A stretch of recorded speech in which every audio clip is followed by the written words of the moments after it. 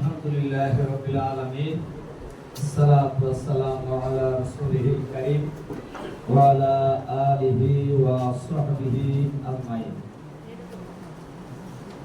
নন এমপিভুক্ত শিক্ষকদের উদ্যোগে আয়োজিত আজকের এই মতবিনিময় সভার জনাব সভাপতি,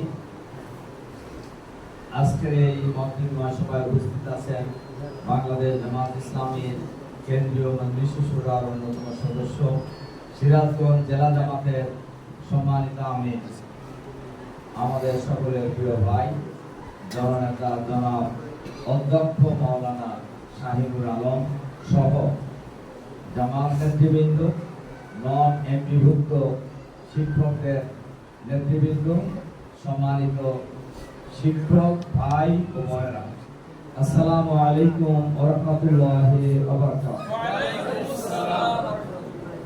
আল্লাহ তাআলার দরবারে শুকরিয়া, যিনি আমাদেরকে একসাথে মিলিত হওয়ার সুযোগ দিয়েছেন।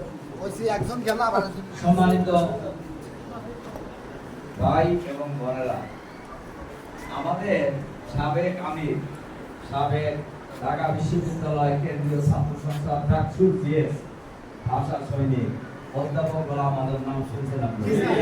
উনি বলতেন যে দুইটা প্রোগ্রাম এমন মজার, না থামাইলে থামে না। একটা হলো ছবি তোলা আর একটা হলো প্রশ্ন উত্তর। আমার কথা কি বুঝতে পারছেন? ছবি তুলে তারা এই যে ছবি তুলে তৃপ্তি হয় না, ছবি তুলতেই থাকে।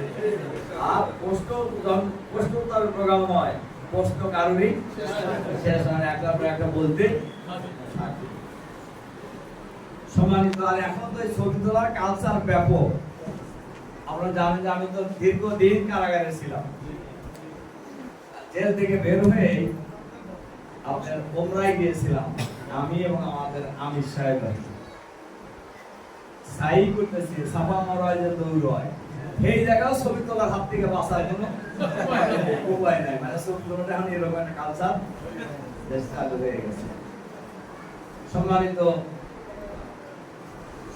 ভাই এবং বোনেরা, আপনারা আপনাদের কথা বলছেন, আজকেও বলছেন, আগেও বলেছেন, এবং আমি আপনাদের এই কষ্টের সাথে 100% একমত। পড়ালেখা করার পর ছোট হোক, বড় হোক, স্কুল হোক, মাদ্রাসা হোক, কলেজ হোক, শিক্ষকতার পেশায় নিজেদেরকে নিয়োজিত করে একটু ভালো থাকা, সেই ভালো থাকার জন্য এমপিভুক্ত হওয়া খুব জরুরি। একজন শিক্ষক যখন 20-25 বছর এমপিভুক্তির বাইরে থাকে, তার জন্য কিরকম কষ্টের, এইটা আমরা এমপিভুক্তির বাইরে থাকলেও, যেহেতু মানুষ নিয়ে তো আমাদের কাজ, মানুষ নিয়ে আমরা চলি, কাজে মানুষের এই কষ্ট আমরা খুব বুঝতে পারি।